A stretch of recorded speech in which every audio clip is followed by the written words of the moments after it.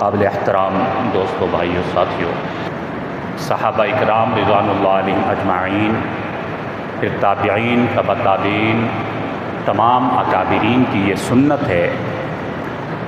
کہ انفرادی طور پر حالات آئیں یا اجتماعی طور پر حالات آئیں، ان کی تعلیمات اور ان کا عمل ہمیں یہ بتاتا ہے کہ وہ فوراً مشکل حالات میں اللہ کی طرف متوجہ پہلی نمبر پر ہوا کرتے تھے، اعمال کی طرف متوجہ ہو کر اپنے اللہ کو راضی کرنے کی کوشش کرتے اور اس کے بعد پھر اسباب کی طرف جایا کرتے تھے۔ پہلے مسبب الاسباب کی طرف رجوع،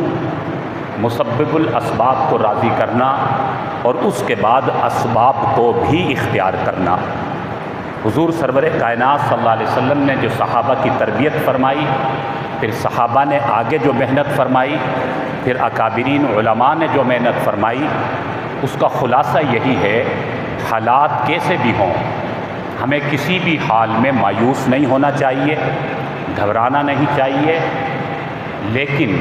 ایسے حالات میں فوراً اپنی کمی کوتاہیوں پر نظر ڈالتے ہوئے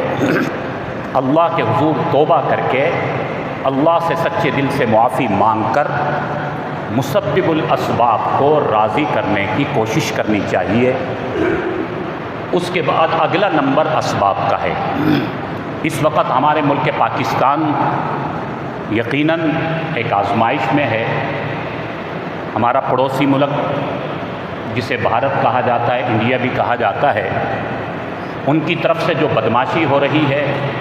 جو ظالمانہ انہوں نے سلسلہ شروع کیا، ہمارے نہتے شہریوں کو انہوں نے شہید کیا، بچوں کو، معصوم بچوں کو انہوں نے شہید کیا، اور وہ مسلسل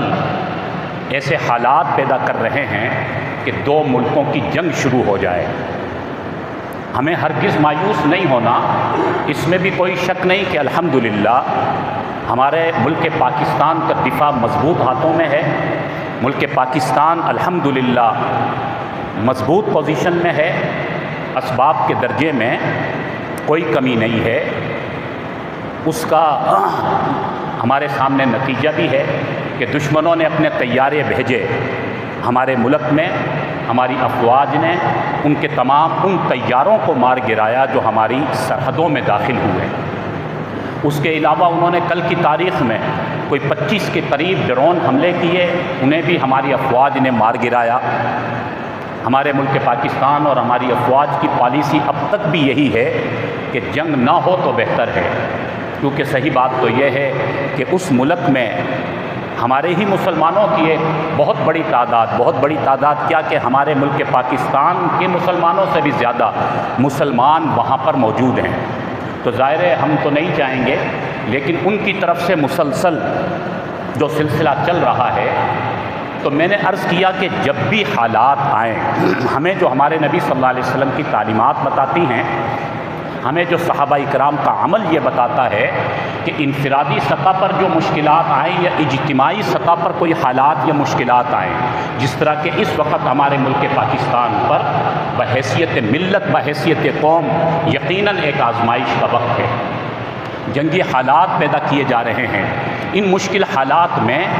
پہلے نمبر پر ہمیں مسبب الاسباب کی طرف رجوع کرنا ہے، اپنے اللہ سے مانگنا ہے، اپنے اللہ کی طرف رجوع کرنا ہے، اپنی غلطیوں کا ازالہ کر کے، معافی مانگ کر، توبہ کر کے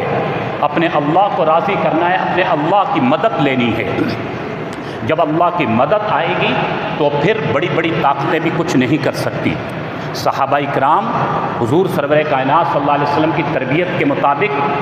اللہ کی طرف متوجہ ہوتے تو پھر اللہ کی مدد آیا کرتی، پھر اسلحہ بھی کم، افراد بھی کم، وسائل بھی کم، سب کچھ کم ہونے کے باوجود اللہ تعالیٰ ان مسلمانوں کو غلبہ عطا فرمایا کرتے۔ کم من فئۃ قلیلۃ غلبت کثیرۃ بإذن اللہ، یہ قرآن کہتا ہے کہ تھوڑی تعداد کو بھی اللہ تعالیٰ زیادہ پر غلبہ عطا فرماتے ہیں۔ بدر میں صحابہ تو 313 تھے،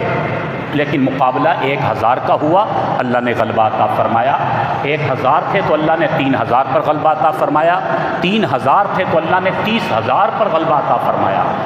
یہ اسلام کی تاریخ ہے کہ جب اللہ کی مدد ہوتی ہے تو پھر تعداد کم ہونے کے باوجود بھی اللہ بڑی بڑی طاقتوں پر غلبہ اور فتح عطا فرماتے ہیں۔ اسی طرح ہمیں بھی اللہ کو راضی کر کے اللہ کی مدد کا حقدار بننا ہے۔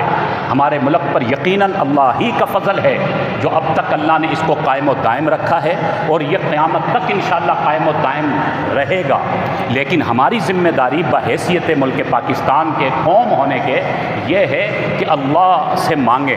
اللہ کی طرف متوجہ ہوں۔ صحابہ اکرام فرماتے ہیں کہ جب بھی ہماری زندگی میں کوئی بھی مسائل آئے تو فوراً ہم اللہ کی طرف متوجہ ہوتے، 2 رکعت نماز نفل ادا کیا کرتے، اپنی جبینوں کو اللہ کے آگے جھکایا کرتے اور پھر اللہ سے مانگا کرتے تھے، یا اللہ ہمارا فلاں مسئلہ حل فرما دے، فلاں پریشانی آ گئی، انفرادی پریشانی آ گئی، اجتماعی پریشانی آ گئی۔ صحابہ اکرام فرماتے ہیں کہ ہم اللہ سے مانگتے، ابھی ہاتھ اپنے چہروں پر پھیر نہیں پاتے تھے، اللہ ہمارے مسئلوں کو حل فرما دیا کرتے تھے۔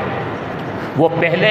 نفل ادا کر کے اللہ کی طرف متوجہ ہوتے، پھر اسباب بھی اختیار کیا کرتے، اسباب کے درجے میں میدان میں بھی آیا کرتے، تلواریں بھی اٹھایا کرتے اور جہاد بھی کیا کرتے اور قتال بھی کیا کرتے اور دشمنوں سے مقابلہ بھی کیا کرتے، اور ہر طرح سے جو ایک جنگ ہوا کرتی ہے اس میں کسی بھی طرح صحابہ اکرام ہرگز پیچھے نہیں ہٹا کرتے تھے۔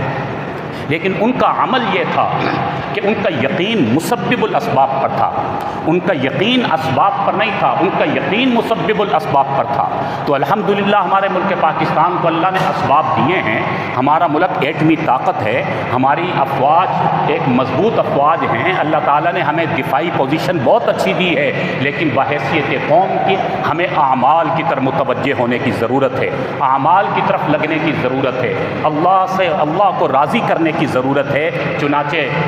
جو ہماری افواج ہیں وہ اپنے ملک کا وہاں پر دفاع کر رہی ہیں اور ہم اپنے اپنے علاقوں میں رہ کر ان کے لیے دعا کریں، اپنے ملک پاکستان کے لیے دعا کریں، ملک کی پوزیشن اور ملک کے دفاع کے لیے دعا کریں اور اپنی افواج کے لیے دعا کرتے رہیں۔ یہ ہماری ذمہ داری ہے، اور انفرادی اور اجتماعی طور پر عبادت اور اسی طرح نوافل ادا کر کے اور وظائف کر کے اللہ رب العالمین سے مدد مانگیں اور دعا کریں۔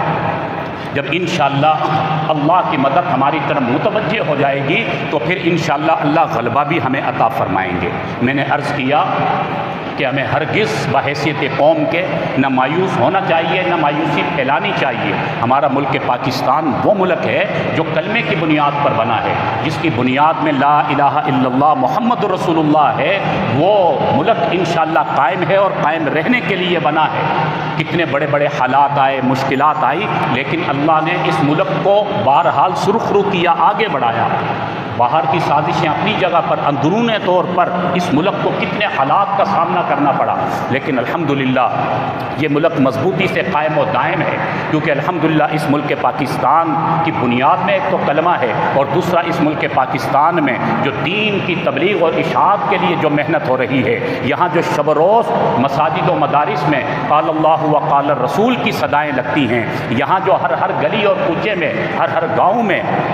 ماشاءاللہ یہ دین کی تبلیغ کا کام کرنے والے، یہ اللہ کے سپاہی اور یہ دین کے سپاہی، اللہ کے دین کی سربلندی کے لیے، اعلاء کلمت اللہ کے لیے یہ جو محنت کر رہے ہیں،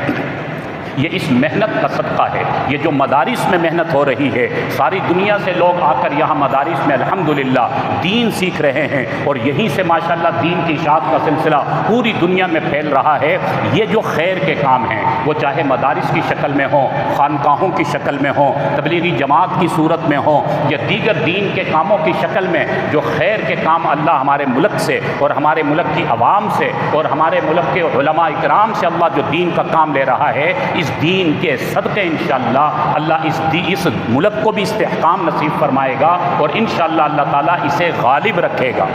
تو ان حالات میں نے عرض کیا کہ ہمیں اعمال کی طرف متوجہ ہونا ہے، دعاؤں کی طرف متوجہ ہونا ہے، اور